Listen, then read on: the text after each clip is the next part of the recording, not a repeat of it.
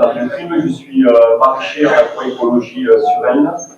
Donc directement de partir sur des techniques de maraîchage sur vivant. Donc je suis assez content parce que ces techniques fonctionnent. Elles représentent vraiment une des solutions, si ce n'est une des plus grandes solutions à cette histoire de dérèglement climatique et à cette problématique de l'eau. On peut aussi faire retomber l'eau, ça c'est très important. Et nos activités agricoles sont probablement la solution pour faire retomber l'eau. Donc on parle de phase de régénération de sol. Nous, dans notre agriculture, on ne cherche pas à nourrir la plante comme un bébé, on s'en fout. En fait, ce qui nous intéresse, nous, c'est de nourrir l'activité biologique du sol. Celle qui va se mettre en connexion avec la plante et qui va lui apporter tout ce qu'il faut, nutriments et eau. Et donc, il y a une symbiose très importante dans la nature. C'est la symbiose entre la plante et les champignons, on appelle ça les mycorhizes. Dans la phase de remise des sols, donc, nous, ce qu'on a fait, on a ramené énormément de carbone. Donc, nous, on ne s'est pas trop pris la tête.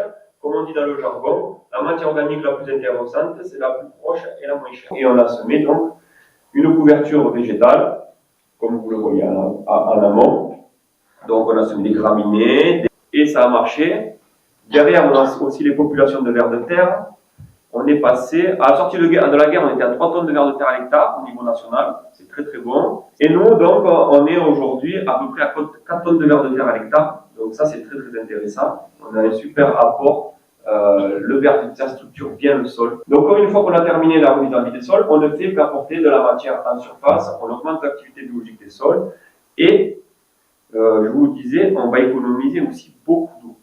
Beaucoup d'eau, pourquoi? Parce que dans ces systèmes-là, qui sont nourris, qui sont riches, où les interactions se mettent en place, les champignons font le travail, comme je vous disais, ils vont aller chercher l'eau. Il faut savoir que dans un filament d'eau, de champignons, vous avez à peu près 3 barres de pression.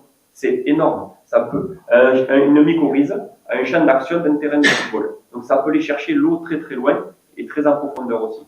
Donc ça c'est important. La mycorhize fait le travail, mais aussi l'humus. Plus vous avez d'humus dans votre sol, et l'humus est une méga éponge qui retient 10 fois son poids en eau. Donc on crée une méga éponge dans le sol, une méga éponge, j'ai envie de dire entre guillemets morte avec l'humus, et une méga éponge vivante avec le champignon et drainante avec les vers de terre.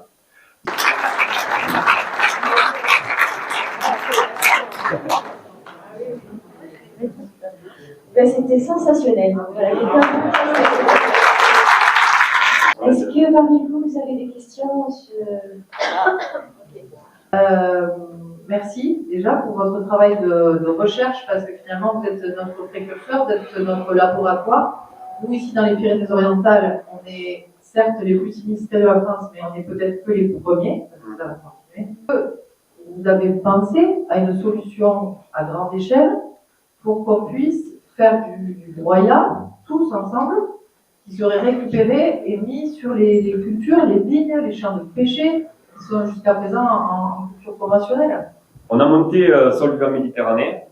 Sol Vert Méditerranée, on a monté un J2E avec la Chambre d'agriculture. Donc on est allé taper à la Chambre, on dit ce que ça vous dit, qu'on monte ensemble. Un J2E, c'est un groupement d'intérêt économique et écologique.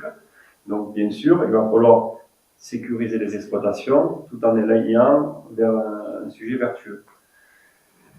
Donc oui, le broyat c'est important. Il y en a dans le département, le site est en produit. Ce broyat, pour moi, est un starter de régénération de sol.